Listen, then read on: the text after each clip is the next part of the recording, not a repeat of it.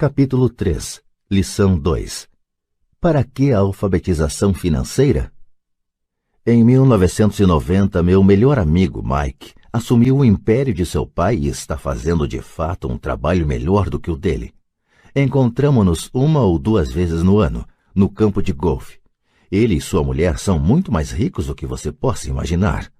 O império de pai rico está em grandes mãos e Mike está agora preparando seu filho para ocupar seu lugar, tal como seu pai nos preparou. Em 1994, aposentei-me aos 47 anos de idade e minha mulher, Kim, tinha 37 anos. A aposentadoria não significa deixar de trabalhar. Para minha mulher e para mim, quer dizer que se não houver mudanças cataclísmicas inesperadas, podemos trabalhar ou não, e nossa riqueza continuará aumentando automaticamente, ficando bem à frente da inflação. Acho que isso representa liberdade. Os ativos são suficientemente grandes para crescerem por si próprios. É como plantar uma árvore. Você a rega durante anos, então um dia ela não precisa mais disso. Suas raízes são suficientemente profundas. Então a árvore lhe proporciona sombra para seu prazer. Mike optou por dirigir o império e eu por aposentar-me. Sempre que faço palestras, as pessoas perguntam o que lhes aconselho ou o que elas deveriam fazer. Como começar? Há algum bom livro que eu possa recomendar? O que elas deveriam fazer para preparar seus filhos? Qual é o segredo do sucesso? Como é o segredo do sucesso? Como é que eu ganho milhões? Nessas ocasiões, sempre me lembro de um artigo que me deram certa vez. Diz mais ou menos o seguinte: os homens de negócios mais ricos. Em 1923, um grupo de nossos maiores líderes e homens de negócios mais ricos participou de um encontro no hotel Edgewater Beach, em Chicago. Entre eles estava Charles Schwab, presidente da maior siderúrgica independente, Samuel Insull, presidente da maior empresa de energia elétrica, Howard Hobson, presidente da maior empresa fornecedora de gás, Ivar Krieger, presidente da International Match Company, uma das maiores empresas da época, Leon Fraser, presidente do Banco Internacional de Compensações Financeiras, Richard Whitney, presidente da Bolsa de Valores de Nova York, Arthur Cotton e Jesse Livermore, 2 dos maiores especuladores de ações, e Albert Fall, um membro do gabinete do presidente Harding. 25 anos depois, 9 deles, os listados anteriormente, terminaram como se segue. Schwab morreu sem um centavo, depois de viver 5 anos de empréstimos. Insull morreu falido em um país estrangeiro. Krieger e Cotton também morreram falidos. Hobson ficou louco. Whitney e Albert Fall tinham acabado de sair da cadeia. Fraser e Livermore se suicidaram. Duvido que alguém possa dizer o que aconteceu realmente com aqueles homens. Se você olhar a data da reunião 1923, foi antes do crash da Bolsa de 1929 e da Grande Depressão, o que, desconfio, deve ter provocado grande impacto sobre esses homens e suas vidas. O interessante é isto. Hoje vivemos em tempos de mudanças maiores e mais aceleradas do que esses homens vivenciaram. Imagino que nos próximos 25 anos deverão registrar-se auges e quedas comparáveis aos enfrentados por eles. Estou muito preocupado com o fato de que gente demais se preocupa excessivamente com dinheiro e não com sua maior riqueza, a educação. Se as pessoas estiverem preparadas para ser flexíveis, se mantiverem suas mentes abertas e aprenderem, elas se tornarão cada vez mais ricas ao longo dessas mudanças. Se elas pensarem que o dinheiro resolverá seus problemas, receio que terão dias difíceis.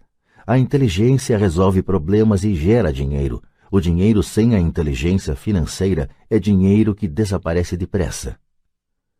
A maioria das pessoas não percebe que na vida o que importa não é quanto dinheiro você ganha, mas quanto dinheiro você conserva. Todos ouvimos histórias de ganhadores de prêmios na loteria que eram pobres, enriqueceram subitamente e voltaram a ser pobres. Ganham milhões e logo estão de volta ao ponto de partida. Ou histórias de atletas profissionais que aos 24 anos ganham milhões de dólares ao ano e que aos 34 estão dormindo embaixo da ponte. Hoje de manhã, quando estou escrevendo isto, o jornal conta a história de um jovem jogador de basquete que 1 ano atrás era milionário. Hoje, ele diz que seus amigos, seu advogado e seu contador levaram todo o seu dinheiro e está trabalhando em um lava-carros por um salário mínimo. Ele tem apenas 29 anos. Foi demitido do lava-carros porque se recusou a tirar seu anel de campeão enquanto trabalhava e, por isso, sua história chegou ao jornal. Ele estava lutando por sua reintegração, alegando dificuldades para sobreviver e discriminação. O anel era tudo o que lhe restara. Afirmava que se isso lhe fosse tirado, ele desmoronaria. Em 1997, sei de muitas pessoas que estão se tornando milionários instantâneos. É a volta dos loucos anos 20. E embora fique feliz de ver que pessoas se tornam cada vez mais ricas, só posso advertir que a longo prazo não importa tanto o quanto você ganhou, mas o quanto você conservou e por quantas gerações isso é conservado. Partindo deste princípio, quando as pessoas perguntam como o senhor começou, ou diga-me como ficar rico rapidamente, elas frequentemente ficam muito desapontadas com minha resposta. Eu simplesmente lhes digo o que meu pai rico me falou quando eu era um moleque. Se você quiser ficar rico, você precisa de uma alfabetização financeira. A ideia era martelada na minha cabeça toda vez que nos encontrávamos. Como já disse, meu pai instruído destacava a importância da leitura de livros, enquanto meu pai rico destacava a necessidade de dominar os conhecimentos das finanças. Se você quer construir um Empire State Building, a primeira coisa a fazer é cavar profundamente o terreno e construir sólidos alicerces. Se você vai construir uma casa no subúrbio, é bom recordar que, diferentemente do Brasil, nos Estados Unidos, os subúrbios são os locais de moradia das classes mais abastadas. Tudo o que tem a fazer é assentá-la numa laje de concreto de 15 centímetros. A maioria das pessoas, em sua ânsia de enriquecer, tenta construir um Empire State Building sobre uma laje de 15 centímetros. Nosso sistema escolar, por ter sido criado na época agrária, ainda acredita em casas sem alicerces. Chão de terra batida ainda está na moda. Assim a garotada sai da escola sem qualquer fundamento financeiro. Um dia, insones e endividados no subúrbio, vivendo o sonho americano, elas decidem que a resposta para seus problemas financeiros está em achar um meio de enriquecer rapidamente. Começam a construção do arranha-céu. Sobe rapidamente e logo em lugar de um Empire State Building temos a torre inclinada dos subúrbios, de volta às noites insones. No meu caso e no de Mike, quando adultos as nossas escolhas foram possíveis porque fomos ensinados a construir sólidos alicerces quando éramos apenas crianças. Agora vejamos. A contabilidade é possivelmente um dos assuntos mais áridos do mundo e pode também ser o mais confuso. Mas se você quiser ser rico, pode ser o assunto mais importante. A questão é como pegar um tema entediante e confuso e ensiná-lo a crianças. A resposta é simplifique. Comece por ensiná-lo por meio de figuras. Meu pai rico construiu um sólido alicerce financeiro para Mike e para mim. Já que éramos apenas crianças, ele criou uma forma muito simples de ensinar. Durante anos, ele apenas fazia desenhos e usava palavras. Mike e eu entendíamos os desenhos simples, o jargão, o movimento do dinheiro e então, anos mais tarde, pai rico começou a incluir números. Hoje, Mike domina uma análise contábil muito mais complexa e sofisticada porque precisa disso. Ele tem que controlar um império de $1 bilhão. Eu não sou tão sofisticado porque meu império é menor. Contudo, ambos partimos do mesmo alicerce simplificado. No texto que se segue, apresentarei as mesmas noções simples que o pai de Mike criou para nós. Embora simples, esses desenhos ajudaram a orientar dois garotos na construção de uma grande riqueza embasada em fundamentos sólidos e profundos. Regra número 1. Você tem que conhecer a diferença entre um ativo e um passivo e comprar ativos. Se você deseja ser rico, isso é tudo o que você precisa conhecer. É a regra número 1, e é a única regra. Isto pode parecer absurdamente simples, porque não se tem ideia do quanto é profunda. A maioria das pessoas tem dificuldades financeiras porque não conhece a diferença entre um ativo e um passivo. As pessoas ricas adquirem ativos, os pobres e a classe média adquirem obrigações pensando que são ativos. Quando o pai rico explicou isso para Mike e para mim, pensamos que ele estava brincando. Aí estávamos quase adolescentes, esperando pelo segredo do enriquecimento, e essa era a resposta. Era tão simples que precisamos parar um longo tempo para pensar a respeito. O que é um ativo? Perguntou Mike. Não se preocupe agora, disse Pai Rico. Deixe a ideia amadurecer. Se você puder entender a simplicidade, sua vida terá um rumo e será fácil do ponto de vista financeiro. É simples, por isso é que não se presta atenção. O Senhor quer dizer que tudo o que precisamos conhecer é o que é um ativo, comprá-lo e então ficaremos ricos? Perguntei. Pai Rico balançou a cabeça afirmativamente. É simples assim. Se é tão simples, por que é que todos não ficam ricos? Perguntei. Pai Rico sorriu. Porque as pessoas não sabem distinguir um ativo de um passivo. Lembro-me de ter perguntado como é que os adultos podem ser tão ignorantes? Se é tão simples, tão importante, por que todo mundo não procura descobrir a diferença? Pai Rico levou apenas alguns minutos para explicar o que eram ativos e passivos. Já adulto, tive dificuldade em explicar isso a outros adultos. Por quê? Porque os adultos são mais espertos. Na maioria dos casos, a simplicidade da ideia escapa aos adultos porque eles foram educados de maneira diferente. Eles foram educados por outros profissionais instruídos, como banqueiros, contadores, agentes imobiliários, planejadores financeiros e assim por diante. A dificuldade está em levar os adultos a desaprender ou em torná-los outra vez crianças. Um adulto inteligente frequentemente se sente diminuído ao prestar atenção em definições simplistas. Pai Rico acreditava no princípio SE, simplifique, estúpido, de modo que ele simplificou as coisas para os dois garotos e deu-lhes uma sólida base financeira. O que provoca a confusão? Ou como algo tão simples pode parecer tão enrolado? Por que alguém compraria um ativo que na verdade era uma obrigação? A resposta está nos conhecimentos básicos. Pensamos em alfabetização e não em alfabetização financeira. O que define se algo é um ativo ou é um passivo não são as palavras. De fato, se você quer ficar realmente confuso, procure as palavras ativo e passivo no dicionário. Sei que um contador pode achar boa a definição, mas para a pessoa média não faz sentido. Mas nós adultos muitas vezes somos orgulhosos demais para admitir que algo não faz sentido. Quando éramos garotos, Pai Rico falava: o que define um ativo não são as palavras, mas os números. E se você não puder ler os números, você não pode distinguir um ativo de um buraco no chão. Na contabilidade, dizia Pai Rico, não importam os números, mas o que os números contam. É como as palavras. Não são as palavras, mas as histórias que elas nos contam. Muitas pessoas leem, mas não entendem muita coisa. É a chamada compreensão da leitura. E todos temos habilidades diferentes no que se refere à compreensão da leitura. Por exemplo, recentemente comprei um novo aparelho de vídeo. Junto vinha um manual que explicava como fazer gravações. Tudo o que eu queria era gravar meu programa preferido numa sexta-feira à noite. Quase fiquei maluco tentando ler o manual.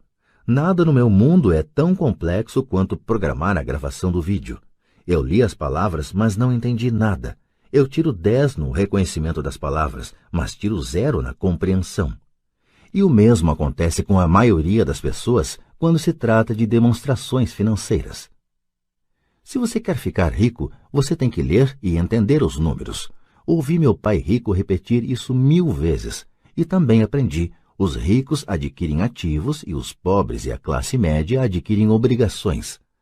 Aqui está a maneira de distinguir ativos de passivos. A maioria dos contadores e profissionais das finanças não concorda com as definições, mas estas noções simples foram o início de uma base financeira sólida para 2 garotos. Para ensinar a pré-adolescentes, Pai Rico simplificou tudo durante anos, usando tantos exemplos quanto possível, o menor número de palavras possível e nenhum número.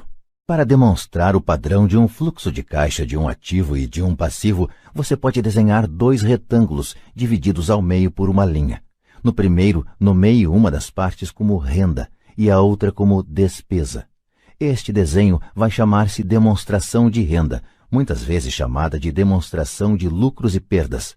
Mede rendas e despesas, dinheiro que entra e dinheiro que sai. No segundo retângulo, nomeie uma das partes de ativos e outra de passivos. Este desenho vai chamar-se balanço, porque representa o equilíbrio entre ativos e passivos. Trace uma linha levando de ativos até renda e outra linha levando de passivos para despesa e daí para fora do retângulo. Muitos novatos nas finanças não conhecem a relação entre a demonstração de renda e o balanço. O entendimento desta relação é vital. A principal causa da dificuldade financeira está simplesmente no desconhecimento da diferença entre um ativo e um passivo. E a confusão decorre da definição das duas palavras. Se você quer uma lição de confusão, busque no dicionário as palavras ativo e passivo.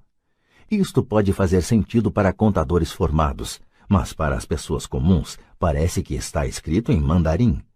Você lê as palavras da definição, mas o entendimento verdadeiro é difícil.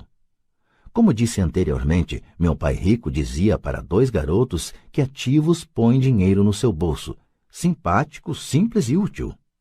Agora que ativos e passivos foram definidos nos desenhos que você fez e que chamaremos de diagramas, pode ficar mais fácil o entendimento das palavras. Um ativo é algo que põe dinheiro no meu bolso. Um passivo é algo que tira dinheiro do meu bolso. Isso é o que você realmente precisa saber. Se quer ser rico, simplesmente passe sua vida comprando ativos. Se quer ser pobre ou pertencer à classe média, passe a vida comprando passivos. É o desconhecimento dessa diferença que provoca a maior parte das dificuldades financeiras na vida real. Analfabetismo, tanto de palavras quanto de números, é a base das dificuldades financeiras. Se as pessoas têm problemas com as finanças, existem dados que elas não podem ler, sejam palavras, sejam números. Alguma coisa não está sendo compreendida. Os ricos são ricos porque possuem nível de alfabetização superior ao das pessoas com dificuldades financeiras. Se você quer ficar rico e conservar sua fortuna, é importante ser alfabetizado do ponto de vista financeiro, tanto em palavras quanto em números. As linhas que você desenhou nos diagramas representam o movimento do dinheiro ou fluxo de caixa. Números dizem pouco, palavras também dizem pouco. É a história que conta. Nas demonstrações financeiras, a leitura dos números é a busca pelo enredo, pela história. A história de para onde o dinheiro está indo. Em 80% das famílias, a história financeira é um percurso de trabalho árduo na tentativa de progredir. Não porque não ganhem dinheiro, mas porque passam suas vidas comprando passivos no lugar de ativos. No exemplo de fluxo de caixa de uma pessoa pobre ou de um jovem que ainda mora com os pais, teríamos uma renda proveniente de um emprego e nas despesas teríamos impostos, alimentação, aluguel, vestimentas, diversão e transporte. Nada em ativos, nada em passivos. No exemplo de uma pessoa de classe média, teríamos igualmente uma renda gerada por emprego, mas nas despesas, além das citadas, estaria incluída uma hipoteca imobiliária. Também não teríamos nada em ativos, mas em passivos estariam hipoteca imobiliária, empréstimos, cartões de crédito. No fluxo de caixa de uma pessoa rica, as rendas seriam geradas por dividendos, juros, renda imobiliária, royalties. Nada nas despesas, nada em passivos. Em ativos teríamos ações, títulos, promissórias, imóveis, propriedade intelectual. Todos esses exemplos estão obviamente bastante simplificados. Todos têm despesas de subsistência, necessidade de alimentação, moradia e vestimentas. Os diagramas mostram o fluxo de caixa na vida de pessoas pobres da classe média e ricas. É esse fluxo de caixa que conta a história. É a história de como a pessoa lida com o dinheiro e o que faz depois que tem o dinheiro em mãos. Comecei apresentando a história dos homens mais ricos dos Estados Unidos porque quis ilustrar a falha no pensamento de tantas pessoas. A falha é considerar que o dinheiro resolverá todos os problemas. É por isso que me arrepio quando ouço as pessoas perguntando como ficar ricas rapidamente, ou por onde começar. Muitas vezes ouço, estou endividado, por isso preciso ganhar mais dinheiro. Porém, mais dinheiro nem sempre resolve o problema. De fato, pode até aumentá-lo. O dinheiro muitas vezes põe a nu nossas trágicas falhas humanas. É como um holofote sobre o que não sabemos. É por isso que, com muita frequência, uma pessoa que tem um ganho súbito de dinheiro, uma herança, um aumento salarial ou um prêmio na loteria, volta rapidamente ao mesmo ponto ou até pior, ao caos financeiro em que se encontrava antes de receber esse dinheiro. O dinheiro só acentua o padrão de fluxo de caixa que está na sua mente. Se seu padrão for gastar tudo o que ganha, o mais provável é que um aumento de dinheiro disponível apenas resulte em um aumento de despesa. Como se diz popularmente, um louco e seu dinheiro fazem uma grande festa. Repeti inúmeras vezes que vamos à escola para adquirir habilidades acadêmicas e profissionais, ambas muito importantes. Na década de 1970, quando eu frequentava o 2º grau, se alguém fosse bem-sucedido academicamente, quase imediatamente imaginava-se que esse estudante brilhante se tornaria um médico. Muitas vezes nem se perguntava se o jovem desejava ser médico. Era uma pressuposição. Era uma profissão que prometia a maior recompensa financeira. Hoje os médicos enfrentam dificuldades financeiras que não desejaria a meus piores inimigos. Seguradoras controlando os negócios, cuidados de saúde de administrados, intervenção governamental e processos por erro médico, para mencionar algumas. E a garotada quer ser estrela do basquete, jogador de golfe como Tiger Woods, gênio da computação, estrela do cinema, roqueiro, rainha de beleza ou corretor de Wall Street. Isso ocorre simplesmente porque é aí que estão a fama, o dinheiro e o prestígio. Eis o motivo por que é tão difícil motivar a garotada na escola. Eles sabem que o sucesso profissional já não depende apenas do sucesso acadêmico como em outros tempos. Como os estudantes deixam a escola sem habilidades financeiras, milhões de pessoas instruídas obtêm sucesso em suas profissões, mas depois se deparam com dificuldades financeiras. Trabalham muito, mas não progridem. O que falta em sua educação não é saber como ganhar dinheiro, mas como gastá-lo. O que fazer com ele depois de tê-lo ganho? É o que se chama aptidão financeira. O que você faz com o dinheiro depois que o ganhou? Como evitar que as pessoas lhe tirem o dinheiro? Quanto tempo você o conserva e o quanto esse dinheiro trabalha para você? A maioria das pessoas não descobre o motivo de suas dificuldades financeiras porque não entende os fluxos de caixa. Uma pessoa pode ser muito instruída, bem-sucedida profissionalmente e ser analfabeta do ponto de vista financeiro. Essas pessoas muitas vezes trabalham mais do que seria necessário porque aprenderam a trabalhar arduamente, mas não como fazer o dinheiro trabalhar para elas. A história de como a conquista de um sonho financeiro se transforma em um pesadelo financeiro. A visão cinematográfica de pessoas trabalhadoras tem um padrão definido. Recém-casados, jovens altamente instruídos, felizes, mudam-se para um de seus pequenos apartamentos alugados. Imediatamente percebem que estão poupando dinheiro, porque dois podem viver com a mesma despesa de um. O problema é que o apartamento é apertado. Decidem então poupar para comprar a casa de seus sonhos e ter filhos. Eles têm duas rendas e se concentram em suas carreiras. Suas rendas começam a aumentar e a aumentar. E suas despesas também. A despesa número 1, para a maioria, são os impostos. Muitas pessoas pensam que se trata do imposto de renda, mas para grande parte dos americanos, o que pesa mais é a Seguridade Social. Para o empregado, parece que a contribuição para a Seguridade Social, combinada com a do Medicare, é de cerca de 7,5%, mas na verdade é de 15%. Porque o empregador deve dar uma contrapartida do mesmo montante. Essencialmente, esse é um dinheiro que o empregador não pode pagar a você. Além disso, você ainda paga imposto de renda sobre a quantia deduzida de seus salários para a Seguridade Social. Renda essa que você nunca recebeu porque foi transferida na fonte para a Seguridade Social. E seu passivo também aumenta. Isso é visto mais claramente se voltarmos ao caso do jovem casal. Em consequência do aumento de suas rendas, eles resolvem comprar a casa de seus sonhos. Uma vez adquirida, eles pagam um novo imposto, o chamado imposto de propriedade. Então, eles compram um carro novo, novos móveis e novos eletrodomésticos para montar um novo lar. E de repente acordam e a coluna do passivo está atulhada de dívidas hipotecárias e do cartão de crédito. Agora eles estão aprisionados na corrida dos ratos. Chega o primeiro filho. Eles trabalham ainda mais. Mais dinheiro e mais impostos. A chamada escalada da alíquota. Um cartão de crédito chega pelo correio. Eles o usam. Mais despesa. Uma financeira telefona e diz que seu maior ativo, sua casa, teve seu valor aumentado. A empresa oferece um empréstimo de consolidação, porque sua ficha é tão boa e lhes diz que o mais inteligente a fazer é zerar os altos juros ao consumidor, liquidando seu débito junto ao cartão de crédito. E, além de tudo, os juros pagos sobre a hipoteca imobiliária podem ser deduzidos do imposto de renda.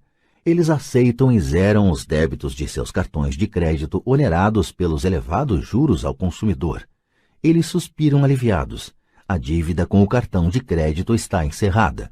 Agora suas dívidas de consumo estão somadas à hipoteca imobiliária de sua casa própria. As prestações mensais são reduzidas porque ampliaram o financiamento para 30 anos. É atitude muito inteligente. O vizinho os convida para irem às compras. Afinal, está começando a liquidação do Memorial Day, uma chance de poupar algum dinheiro. Eles se dizem, não vamos comprar nada, só vamos olhar. Mas para a eventualidade de achar uma boa oferta, põe aquele novo cartão de crédito na carteira. Encontro este jovem casal a toda hora. Seus nomes mudam, mas seu dilema financeiro é o mesmo. Eles vêm a minhas palestras para ouvir o que eu tenho a dizer. Perguntam-me, o senhor pode nos dizer como ganhar mais dinheiro? Seus hábitos de compra os levam a buscar mais renda. Eles nem sabem que o problema está na forma que escolheram para gastar o dinheiro que têm. São provocados por seu analfabetismo financeiro e por não entenderem a diferença entre um ativo e um passivo. Raramente os problemas de dinheiro das pessoas são resolvidos com mais dinheiro. A inteligência resolve os problemas. Um amigo meu costuma repetir uma frase para as pessoas endividadas. Se você descobre que se enterrou num buraco, pare de cavar. Quando criança, meu pai dizia frequentemente que os japoneses conheciam 3 poderes: o poder da espada, o poder da joia e o poder do espelho. A espada simboliza o poder das armas. Os Estados Unidos têm gastado trilhões de dólares em armamento e, por isso, são a presença militar suprema do mundo. A joia representa o poder do dinheiro. Há uma certa verdade no dito: lembre-se da regra de ouro, quem tem o ouro faz as regras. O espelho significa o poder do autoconhecimento.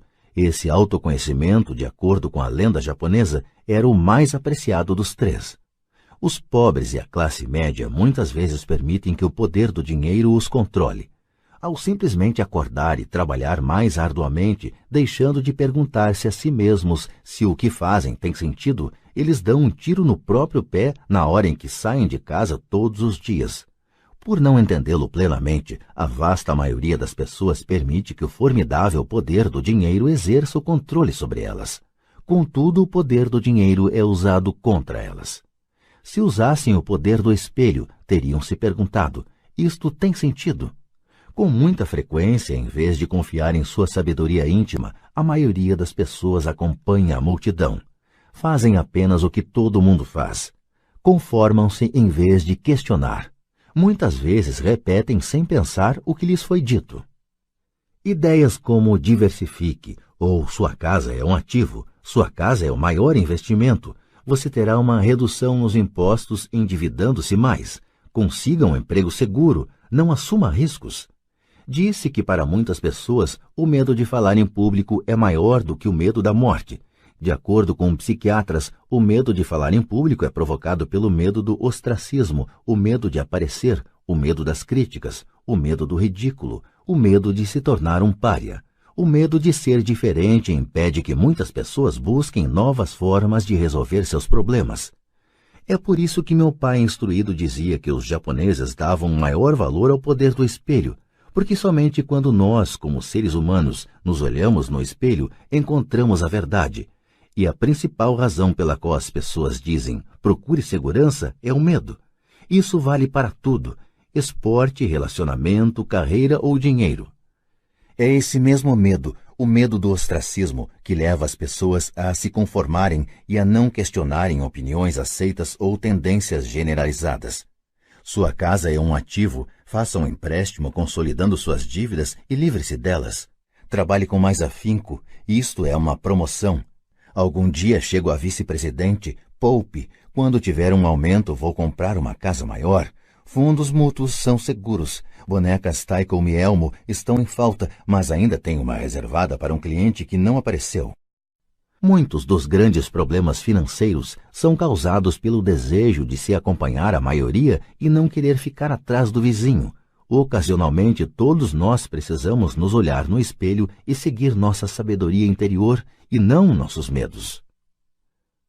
Quando Mike e eu estávamos com uns 16 anos, começamos a ter problemas na escola. Não éramos maus garotos, apenas começamos a nos distanciar da maioria. Trabalhávamos para o pai do Mike depois das aulas e nos fins de semana. Muitas vezes Mike e eu passávamos horas depois do trabalho sentados junto do seu pai enquanto este se reunia com diretores de banco, advogados, contadores, corretores, investidores, gerentes e empregados. Ele era um homem que deixara a escola aos 13 anos e agora dirigia e instruía, comandava e questionava pessoas com alto nível de escolaridade. Elas acorriam a seu chamado e se preocupavam quando ele não as aprovava. Esse era um homem que não tinha acompanhado a multidão, um homem que pensava por si próprio e detestava as palavras "temos que fazer assim, porque todos fazem assim". Ele também odiava ouvir "não é possível". Se você quisesse levá-lo a fazer alguma coisa, bastava dizer "acho que o senhor não consegue isso". Mike e eu aprendemos mais assistindo a essas reuniões do que em anos de escola, incluindo a faculdade. O pai de Mike não tinha uma instrução formal, mas tinha conhecimentos financeiros e, em consequência, era bem-sucedido. Ele costumava repetir para nós: uma pessoa inteligente contrata pessoas mais inteligentes do que ela mesma. Portanto, Mike e eu tínhamos o privilégio de passar horas ouvindo e, no processo, aprendendo com pessoas inteligentes. Mas por causa disso, Mike e eu não podíamos acomodar-nos ao dogma padrão que nossos professores pregavam. E isso criava problemas. Sempre que um professor falava, se vocês não tirarem boas notas, vocês não se sairão bem no mundo real, Mike e eu franzíamos as sobrancelhas. Quando nos diziam para seguir as normas e não nos desviarmos das regras, víamos por que esse processo de ensino desestimulava de fato a criatividade. Começamos a entender por que Pai Rico nos dizia que as escolas se destinavam a formar bons empregados em lugar de bons empregadores. De vez em quando, Mike e eu perguntávamos a nossos professores como se aplicava na prática o que estávamos estudando, ou por que não estudávamos o dinheiro e como ele funcionava. Esta última pergunta era muitas vezes respondida com a afirmação de que o dinheiro não era importante, que se nós tivéssemos uma educação excelente, o dinheiro viria atrás. Quanto mais sabíamos sobre o poder do dinheiro, mais nos distanciávamos de nossos mestres e colegas. Meu pai instruído nunca me pressionava em relação às notas. Muitas vezes me perguntei por quê. Ele, porém, começou a discutir sobre dinheiro. Com 16 anos, já tinha provavelmente uma base de conhecimentos sobre dinheiro melhor do que minha mãe e meu pai. Eu sabia escriturar livros contábeis, ouvia especialistas em tributação, advogados especializados em questões empresariais, gerentes de banco, corretores imobiliários e investidores. Meu pai falava com professores. Certo dia, meu pai falou que nossa casa era seu maior investimento. Uma discussão um tanto desagradável teve início quando eu lhe mostrei por que não achava que uma casa fosse um bom investimento. Havia uma diferença na percepção de meu pai rico e de meu pai pobre no que se referia a casas. Um pensava que sua casa era um ativo, o outro que era um passivo.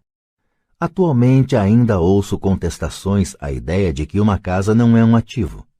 E sei que, para a maioria das pessoas, ela é não só o seu maior investimento, como também seu sonho.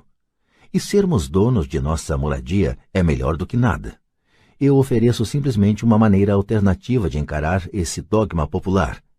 Se minha mulher e eu fôssemos comprar uma casa maior, mais vistosa, nós a encararíamos não como um ativo, mas como um passivo, já que iria tirar dinheiro de nossos bolsos.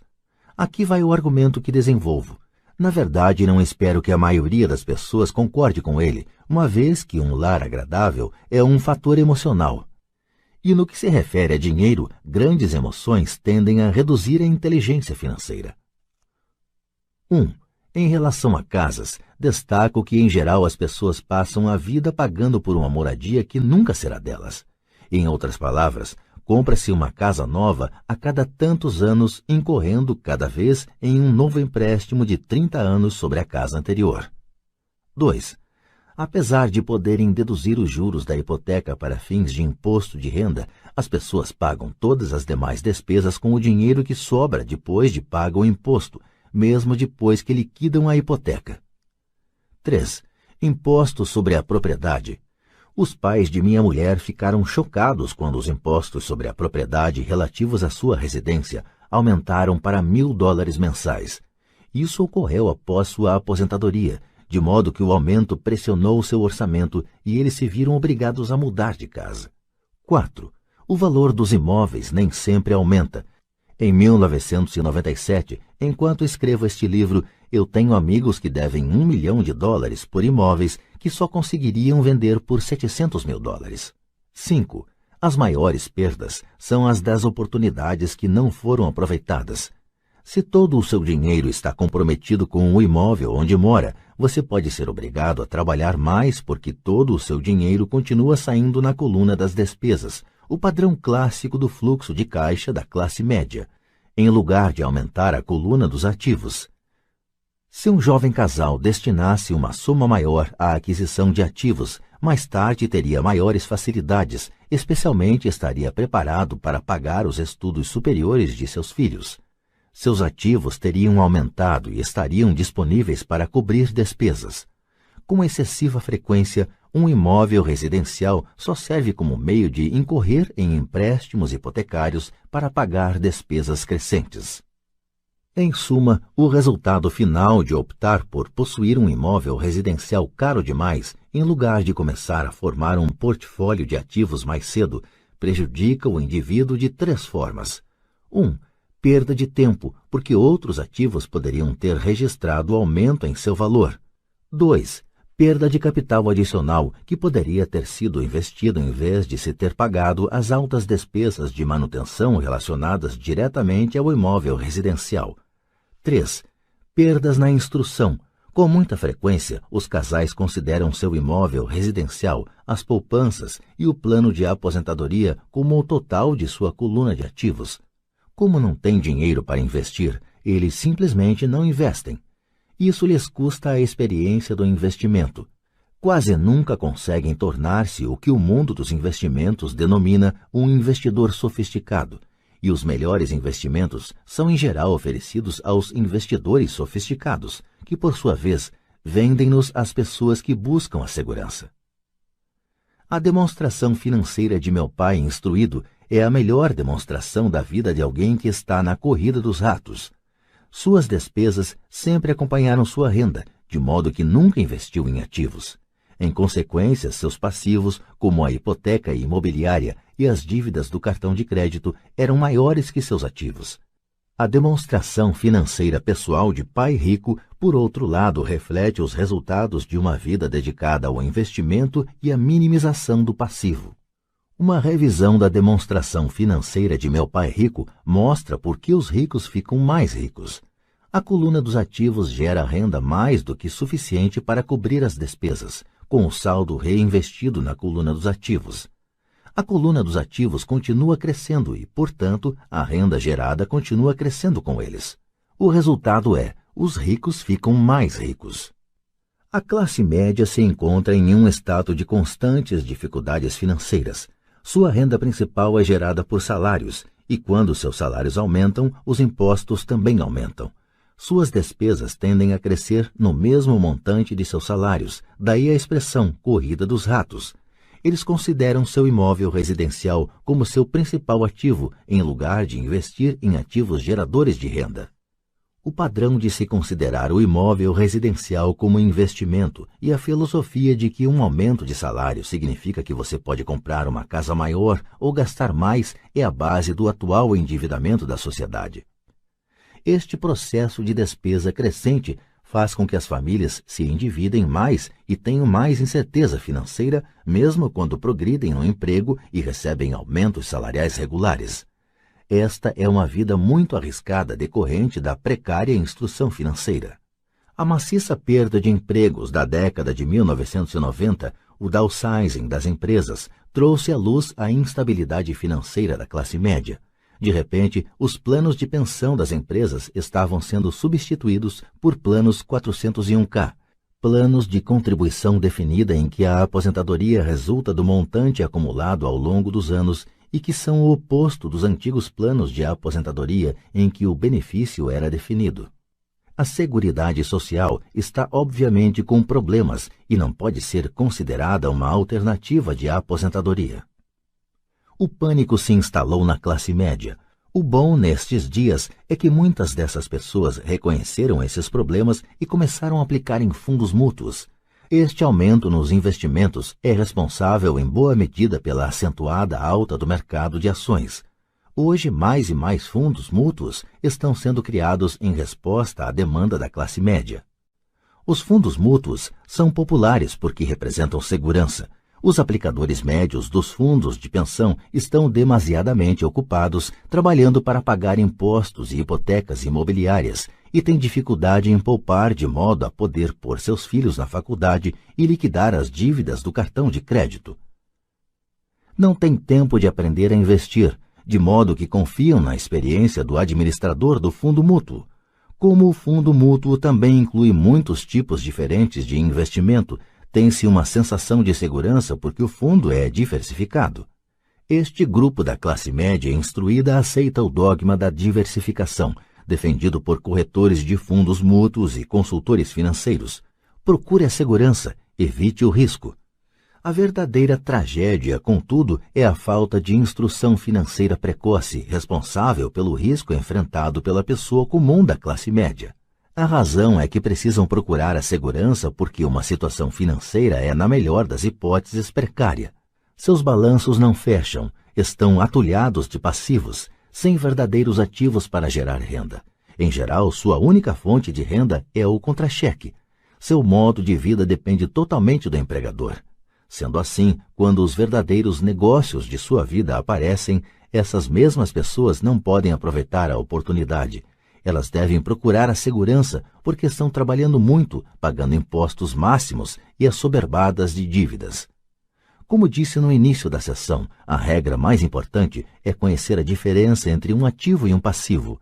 Uma vez que você consiga entender a diferença, concentre seus esforços na compra exclusiva de ativos geradores de renda.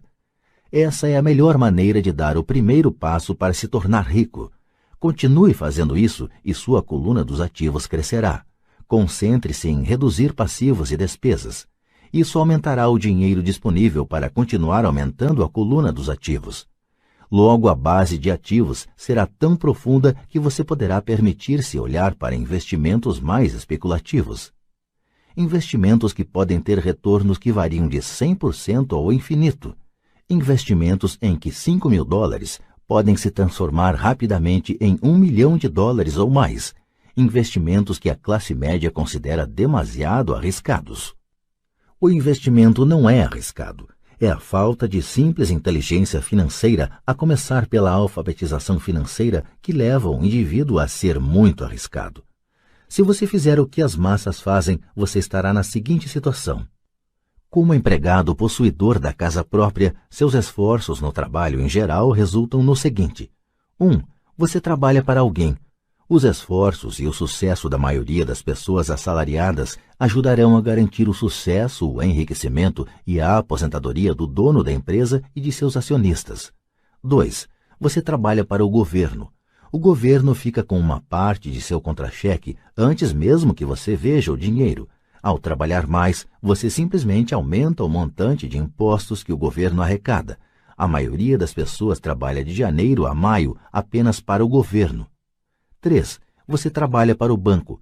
Depois dos impostos, sua maior despesa é, em geral, a hipoteca imobiliária e a conta do cartão de crédito. O problema decorrente de simplesmente trabalhar mais é que cada uma dessas 3 parcelas leva consigo uma parte maior de seu esforço. Você precisa aprender a fazer com que seus maiores esforços beneficiem diretamente você e sua família. Uma vez que você decidiu cuidar de seus próprios problemas, como determinar seus objetivos, é necessário, em geral, dedicar-se à sua profissão e usar os salários recebidos para financiar a aquisição de ativos. À medida que os ativos crescem, como medir a extensão de seu sucesso quando alguém percebe que está rico, que tem fortuna?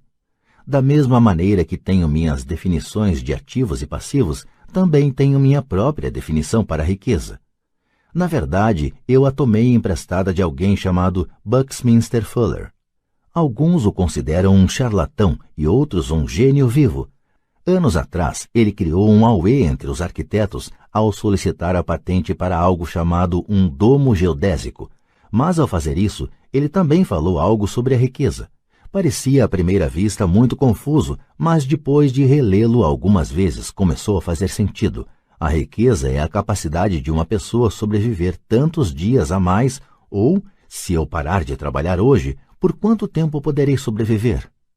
Ao contrário do patrimônio líquido, a diferença entre ativos e passivos, que frequentemente está repleta com o lixo caro e as opiniões de pessoas sobre o valor das coisas, esta definição cria a possibilidade de desenvolver uma mensuração verdadeiramente acurada. Poderia assim medir e saber realmente em que pé estou em termos de meu objetivo de tornar-me financeiramente independente. Embora o patrimônio líquido frequentemente inclua ativos que não geram dinheiro, como objetos comprados e agora abandonados num canto da garagem, a riqueza mede quanto dinheiro seu dinheiro está gerando e, portanto, sua sobrevivência financeira. A riqueza é a medida do fluxo de caixa gerado pela coluna dos ativos em comparação com a coluna das despesas. Vejamos um exemplo. Digamos que o fluxo de caixa da minha coluna de ativos gere $1.000 por mês e que eu tenha despesas mensais de $2.000. Qual é a minha riqueza? Voltemos à definição de Buckminster Fuller. Usando essa definição, quantos dias para a frente posso sobreviver? Consideremos um mês de 30 dias. Por essa definição, eu tenho um fluxo de caixa suficiente para meio mês. Quando eu tiver alcançado um fluxo de caixa gerado por meus ativos de $2.000, então eu serei abastado. Ainda não estou rico, mas sou abastado. Agora eu tenho uma renda gerada por ativos a cada mês que cobre totalmente minhas despesas mensais. Se eu desejo aumentar essas despesas, preciso primeiro aumentar o fluxo de caixa gerado por meus ativos para manter esse nível de vida. Observe que nesse ponto eu não dependo mais de meu salário. Eu me concentro com sucesso em construir uma coluna de ativos que me tornou financeiramente independente. Se eu largar meu emprego hoje, eu poderei cobrir minhas despesas mensais com o fluxo de caixa gerado por meus ativos. Meu próximo objetivo poderia ser empregar o excedente de meu fluxo de caixa no reinvestimento em mais ativos. Quanto mais dinheiro for destinado para a coluna dos ativos, mais esta crescerá. Quanto mais meus ativos crescerem, mais aumentará meu fluxo de caixa. E enquanto eu mantiver minhas despesas menores do que o fluxo de caixa gerado por esses ativos, eu me tornarei mais rico, com mais e mais fontes de renda, além de meu trabalho físico. Enquanto este processo de reinvestimento continuar, estarei no caminho do enriquecimento. A verdadeira definição de riqueza depende de quem a define. Você nunca poderá ser rico demais. Lembre desta observação simples. Os ricos compram ativos. Os pobres só têm despesas. A classe média compra passivos pensando que são ativos. E como eu cuido dos meus negócios? Qual é a resposta? Ou sou fundador do McDonald's.